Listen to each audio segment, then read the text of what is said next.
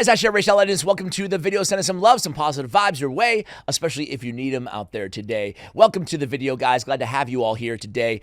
Today, part of the Raid 101 weekend series that we do here on the channel. Doesn't have to be a weekend to watch it, though, right? Hoping to give beginner tips here because even after all these years covering Raid, I recognize that there's thousands of new players starting this game every day. So trying to make the type of content that I think would have benefited me when I was starting Raid Shadow Legends. Today, we're going to talk about artifact sets, you know, what to keep and what to trash and kind of where to farm and what to go after, especially in the early game of Raid Shadow Legends. As I do in all these series, by the way, if you have a new account, if you have a friend, family member that wants to play Raid, or like me, you just want to start a second account and kind of collect champions along the way, that they give free champions from time to time, these limited events. I have a second account where I just collect them all. It's really cool to do. It's fun to do, and you can use my download link. Again, whether it's a second account or new account, you'll get Eleanor, right? One of the best legendary burners, because she has it on her A1 that's irresistible, right? She also is one of the best poison combustors. She instantly activates all poisons, as well as, so a free legendary, as well as Tagore and Ugo. Tagore, one of my favorite revivers in the entire game. He's an epic, and he's just absolutely amazing. And Ugo as well after level 15. This is all available through my download link in the description of this video. If you just downloaded Raid, probably best to delete and to reinstall with these perks because, man, I mean, where were perks like this back in my day? Some OG viewers out there, I'm sure, can relate to that sentiment. Anyway, guys, I actually want to start by doing something kind of strange in a video that's predicated on serving brand new players inside the game, and that is I want to start with the end game because you know what? I recently started a new kind of competitor to Raid, right? Just playing on the side. Really enjoy the game, not as much as Raid, but I enjoy it. And one thing that I wish is that I just kind of had like my bearings, right? As a new player, okay, what should I at least have on my radar as endgame sets as well? So I want to start, even for new players, about endgame sets. Just kind of identifying like where are the sources or the areas of the game that I can get my hands on the true S tier gear. So that way, as you unlock these areas in the game as you're new, you'll at least know, oh yeah, there's really good gear there, right? So let's just quickly go through them. Over the last 6 years, every expansion or patch, update, whatever, that's been added to Raid, most of them have also come with even new and better artifact sets. That's also done an interesting thing where it's kind of power crept a lot of the sets, but certainly not all, that we farm inside the dungeons, which traditionally, and that's what I want to mainly focus on this video, that was traditionally, where we kind of got all of our gear in the early days, right? Now, you can still hold on. That's the good news, right? Is even though a lot of people will say, this gear is meaningless, it's trash, it's not the case, right? Like there's still very, very viable sets that you'll absolutely use in the end game. Even the best players in the world use sets and gear that they farm from these dungeons still to this day here. All right, so anyway, the newest and really good sets. Clan Siege, we get Feral sets, right? I'm not going to get into what they do, but Feral's very, very good. It's definitely an S tier set, right? In Curse City, we get Merciless and we get Supersonic. Both of those gear sets are, again, endgame S tier, very, very good, especially Merciless, okay? And they're 9-piece sets, meaning they can take up our accessories, our 3 spots there, our ring, our amulet, and our banner, and all of our 6 artifacts as well, okay? And then we have Doom Tower. Doom Tower, not really new in the game, but each one of these bosses allows you to farm basically a crafting material that we can then use inside of our Forge. And Forge is really where we have access to so many artifact sets in the game that we basically farm the materials and then we craft them, okay? They've added so many quality of life updates to the Forge as well, so quick craft, and you can kind of select your filters and, you know, you can play around here and it's pretty intuitive once you spend a little bit of time just kind of working your way around here. So, Forge is not limited to only Doom Tower artifact sets, though, okay? This is basically where, again, anything that we're going to be crafting is going to be in the Forge, including some of these premium Forge Pass sets. Now, Forge Pass is something that goes on in the game almost frequently, right? So Forge Pass basically gives us materials for specific sets, and I believe they last around a month each. So if right now we're on the Slayer rotation, where we can only get Slayer gear and materials from the Forge Pass, right? And then we would take our materials, we would go in the Forge, and we would go ahead and, well, forge them, right? Same thing with Righteous. It's one of these, in Bolster, Defiant. Like, a lot of these sets are the sets that come around in the Forge, Instinct as well. I do want to put a quick pin in the Lethal set, okay? Lethal, and by the way, Forge Pass stuff, they do have a free track, but it's kind of pay to winny, okay? There are ways occasionally to get your hands on them, but these are sets that you need to buy the Forge Pass, which, you know, some of them, specifically my opinion, Bolster and maybe even Righteous, maybe Slayer, are worth going for, right? All of them are pretty good, to be honest with you. All of them are good. Lethal. We get lethal gear, even for new players. Like, out of all of these sets, I mean, there's a lot of good ones. But lethal, you gotta understand, is tied to one specific Doom Tower boss. And the way that Doom Tower works in this game is it goes on rotations, right? So you can see which rotation is dictated by who the end boss is on floor 120 in that specific rotation. You can see they all have a duration as well. Dark Fae is the most important boss. Right now, we're on a Dark Fae rotation.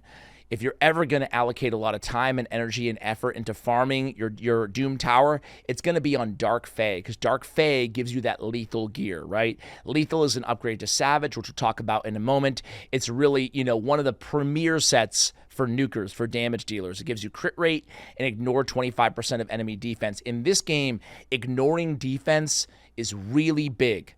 There are some champions that will throw you some curveballs. You'll see ignore defense in their skills, and you'll think, oh my God, they're going to be amazing.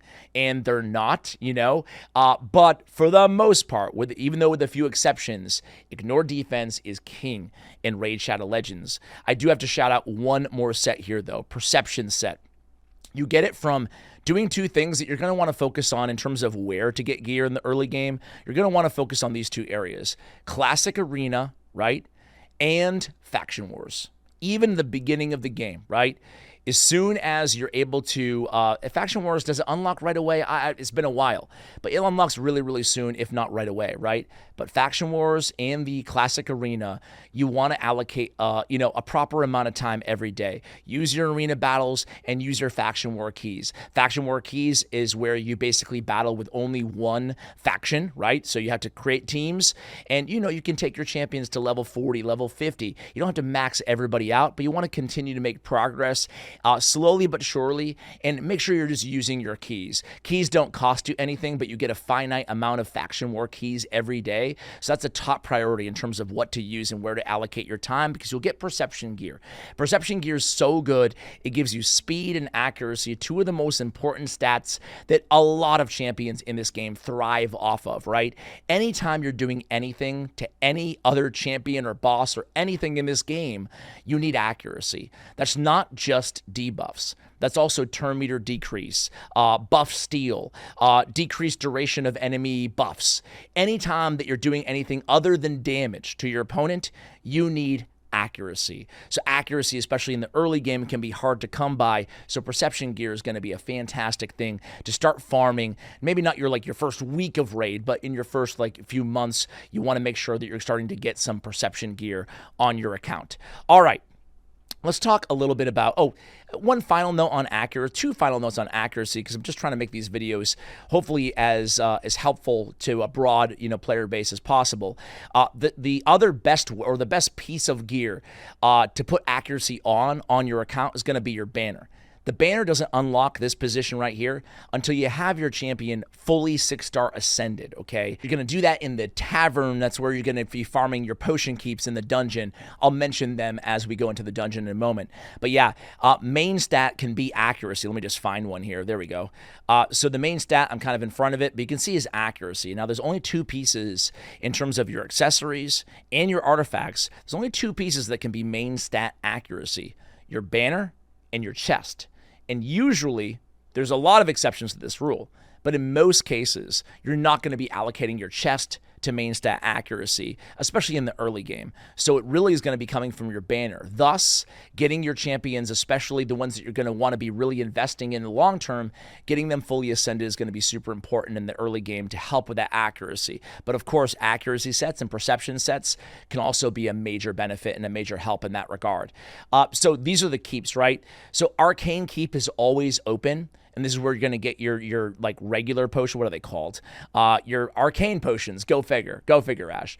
That's where you're going to get your arcane potions. Every champion, regardless of their affinity, needs arcane potions.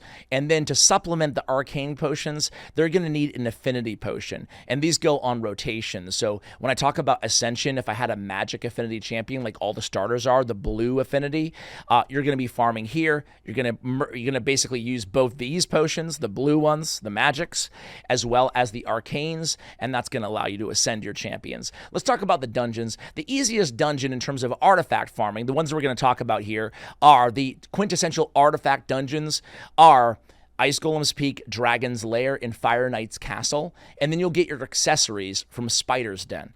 Now, let's quick note on accessories. This is also, especially in the early to mid game, where you're going to be doing a lot of your silver farming because you're going to be selling, the accessories that you don't end up using. In all of these dungeons, whether it's artifacts or accessories, there's going to be these kind of thresholds that you can clear and that you want to aim towards. So in terms of answering the question, like where do you farm or what should you be striving for? Well, check it out. 2 to 3 star gear. Not very good, right? Don't spend a lot of time farming in these early stages beyond what you need to progress more, right? But like when I say farming, what we want to do in the end game is we'll go to these higher stages and we'll go super raids, multi-battle, and just throw it on the background, right?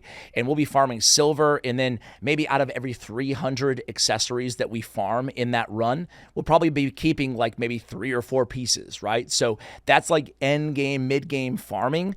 It's kind of like min-maxing territory, right? But in the early game, you're just wasting your time and your energy by spending endless amounts of time or a lot of time just farming, because none of this gear you're going to be using in a month from now, right? Or even a couple weeks from now, frankly, right? So what we want to be doing instead is we want to gear with what we can, right? And try to make progress, build up champions, get experience in the campaign and whatnot, right? And then we want to be going after these major level thresholds. So level 3 to 5, we want to try to get to level 4 to 5, right? We won't have any more 3-star gear. We don't want 3-star gear. Frankly, we don't want 4-star gear, right? When we get to like kind of the mid game. So we really want to get eventually to 4 to 6. And then the big kind of jump here is stage 20. That's where we can't get any 4-star gear. So your first job is, before you start farming, like hardcore to really like min-max your champions and your upgrades, you want to get to stage 20. That's where you can just weed out all that 4-star gear. Now, of course, you'll have to do some mini farm sessions along the way, and while you progress, you'll pick up some pieces along the way as well. And I should mention, just as a note, they made some pretty big improvements to the market recently. Excuse me. So, way back in the day, or actually not back in the day, like forever in Raid, it hasn't made a lot of sense to use the market. And frankly, it still doesn't make a ton of sense. But now at least you can see the stats, right? As a new player, you're probably not going to know, what every stat means. And I'll have an updated artifact guide going live really, really soon. So you want to check that out on my main channel, Ash Raid Shadow Legends. But until then, just keep an eye on the market. So once in a while, a decent piece can come up. For the most part, though, we've already discussed, these thresholds, and that's where you're going to be allocating your time. Don't spend a ton of time farming these bad artifacts or this bad gear, okay? The easiest dungeon for artifacts is Dragon's Lair. And in Dragon's Lair, you basically want to use poisoners and whatnot. I hate to keep, self-promoting here, but on my main channel, I released a dungeon, kind of a succinct, oversimplified version of every single dungeon and how to best tackle it, as well as some champion recommendations. So be sure to check that out as well. I'll link it in the show notes below, and I'll try to remember to put an end card on this video as well. So if you want strategy advice, what debuffs do I need to bring in this dungeon, stuff like that, what champions, definitely check that video after this one. Okay, but in terms of the best sets here, in the early game, first of all, if you pull an artifact, right, or if you farm an artifact and it has really good substats, generally speaking, crit rate, speed, accuracy are really good. It's not limited to only those substats, but if you get any, let's just say you get a Daze. Daze is one of the worst sets in the game, okay? A 25% chance to put a sleep debuff on a 4 set is very bad. Sleep is generally one of the worst crowd-controlled debuffs, and, you know, it's a 4 set. It's not worth it, right? But if you get like an attack percentage chest with crit rate, speed, accuracy, and, you know, whatever, HP, whatever it is, like you will want to keep that piece and at least level it up to level 4. The way that stats work in this game is level 4, you get 1 stat, like leveled up. Level 8, you get another stat gets leveled up on epic gear, and then or on rare gear, and then on epic gears gets 3 stats leveled up at level 12. Legendaries gets 4 stats kind of leveled up, and there's some RNG. You don't know what stat is going to get a bonus at level 16. Level 16 is max, and it's always been that way for accessories and for artifacts. So, you know, with all of your gear, be exploratory about it, right? You don't have to go from 0 all the way to level 16 max on an accessory or an artifact. You can just go to level 8. Go to level 12. Make your artifacts and your accessories talk you into keeping and using them versus just going all in. This looks good. I'm going to max it out, okay? And my last note on artifact advice is for your gauntlets, your chest piece, we want to try to go with percentage gear, right? Not flat stat. So, I'll try to find a piece really quickly here. Sorry, I'm getting like a little bit all over the place. I'm going to get back to the point here. But percentage. If it was just like defense with no percentage, generally speaking, you don't want to keep that stuff. That's stuff that you can sell and just recoup and use that silver to upgrade other artifacts, right? So on this row here, we're generally looking for percentage gear. It could be crit damage, crit rate on your nukers from your gauntlets is usually what you want to go with. And then, their main stats. So in Allah's, he's a defense-based champion, so we want to go with defense percentage here on the chest. And the boots are the exception. We want to go speed, main stat, on our boots on pretty much every champion in the early game, right? Speed, main stat. Everything else you can kind of either hold on to if you think it's good or just sell for the most part. Okay. All of that out of the way, Dragon's Lair, we'll breeze through these guys. Dragon's Lair, so it's a bad set doesn't mean you have to trash the piece is what the point I was trying to make, right? In terms of the best sets here, there's some niche utility in Toxic. It got a buff, a while ago. There's some niche utility in Destroy gear against one specific boss, Scarab King. But even with that said, you're really focused on the early game, on maybe some accuracy and lifesteal. Lifesteal it used to be like the rage 5-6 years ago. I mean, it's good for, some solo content or at least helping through areas like Minotaur's Labyrinth, keeping your damage dealers alive because they're going to heal based on their damage dealt. However, and accuracy is the same thing, right? It's a worse version of perception. We'll find that thematically, that all these sets have a better version of it that is more premium, more endgame. But speed sets are still S tier, right? Sure, there's better versions technically out there, but man, speed is still incredibly good. It's a 2-piece set that gives you plus 12% speed. So the best set here, by a mile in Dragon's Lair, is speed gear. Okay, so speed is everything in Raid Shadow Legends, right? Like everything as well. There are exceptions to that, but speed, we talked about speed boots are a necessity. Speed is super, super important. Ice Golem's Peak. This is, I think, probably the second most difficult dungeon, or second easiest. There's only 3 that are gear dungeons. So what do we have here? Life and offense and defense. They're very basic and they're not that good. Crit rate can be beneficial in the early game, but you're gonna you're not gonna have the need for crit rate gear that often as you start to get better and more gear, right? But it can be helpful in the early game. 12% crit rate, given that we want to build our damage dealers with 100% crit rate ideally, right? Resistance, retaliation, they're kind of niche, they're not trash, but they have to be really good in order to keep them. And then reflex gear is really good. I think that reflex might be, it might be one of the best sets out of all of these dungeons, right? And, it's a 40% chance to reduce a random skill cooldown by 1 turn. Basically, think of it this way, is like champions have their basic skill, and they usually have 1 or 2 other skills that have cooldowns, right?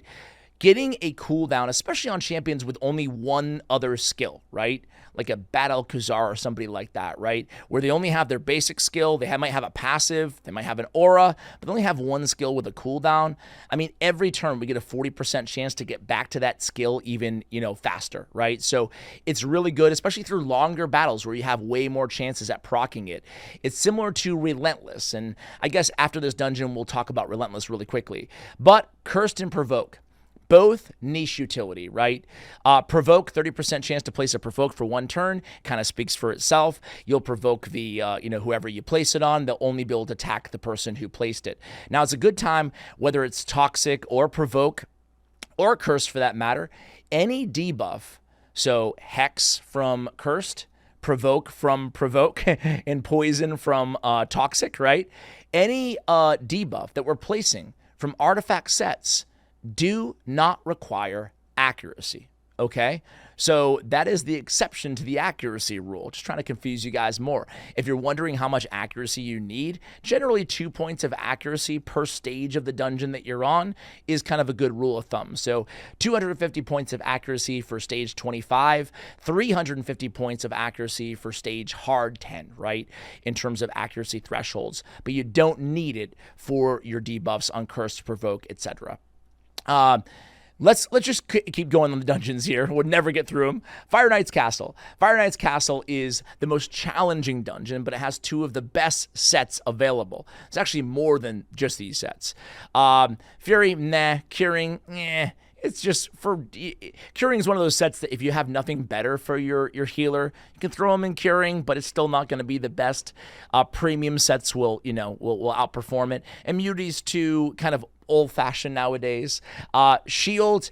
Bolster is a better version of Shield. Bolster, which I pointed out from the Forge Pass, is a combination of Shield and Regeneration, whereas Shield is just a shield. But Shield is still effective. Starting every turn with a shield based on 30% of the HP of whichever champion you have it on is still really solid, especially for progression, useful in the arena if you don't go first, stuff like that, right? So Shield, and it has great synergy in the endgame with champions like Titus and Grow Shield champions. So Shield isn't trash. It's not premium, but it's kind of a B tier set, right?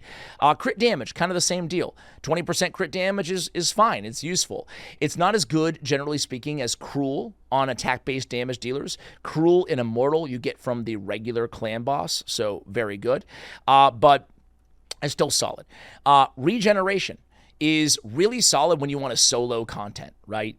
So Regeneration is niche, but it's good. Heals by 15% every turn. Stun is one of the best sets in the game, especially for when clearing waves. You have an 18% chance to place a stun, and again, you don't need accuracy to land that. And then Savage, ignore 25% of enemy defense. That is going to be your best gear to put on your nukers, especially in the arena or in wave content, but generally speaking, you can't go wrong with Savage. It's a 4-piece set. It's what you're going to use before you start upgrading to lethal, okay? I would be remiss if I didn't quickly, speaking of clan bosses, go through and point out that Demon Lord is going to give you, it's important to do Demon Lord because in the early game, you're still going to get your access to Immortal and Cruel gear. They're both 2-piece sets and they're both very, very good, right? Cruel on your nukers, Immortal on generally your tankier kind of supports. Gives a little heal by 3%, their max HP, and 15% HP. And then Hydra gives two of the best sets in the entire game, okay? And that is Stone Skin and Protection. Very, very important that we focus on Hydra when it is available to us in the game, because Stone Skin is everything, especially in the arena. Protection is everything pretty much everywhere. These are 9-piece sets, so we've talked about like 4 pieces of Savage gives you 25% ignore defense. 2 pieces of Cruel gives you the ignore defense by 3% and the 15% attack, right? But these 9-piece are variable sets, right? And there's quite a few of them. It's really kind of an end game thing, right? Not end, but the premium sets are going to be 9-piece. So basically, you're going to get bonuses for every piece that you have, even if it's just 1 piece, all the way down to 9-piece, and 9-piece are usually very strong as well. Usually at 6-piece, something strong happens. At 4-piece, something strong happens. And at 9-piece, those are the crucial kind of thresholds usually. So Stone Skin, super strong. 9-piece protection, one of the strongest sets in the game. You have a 75% chance of placing protected buffs, okay? So guys, sorry, I was a little bit more verbose than I wanted to be in this quick guide here.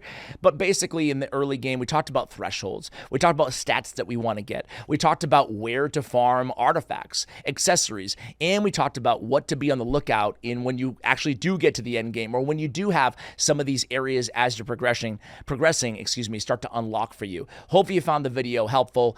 Perfect time to go ahead and check out the dungeon guide that I will have for you guys linked in the show notes below. Thanks so much for watching. Much love, and as always, take care, guys.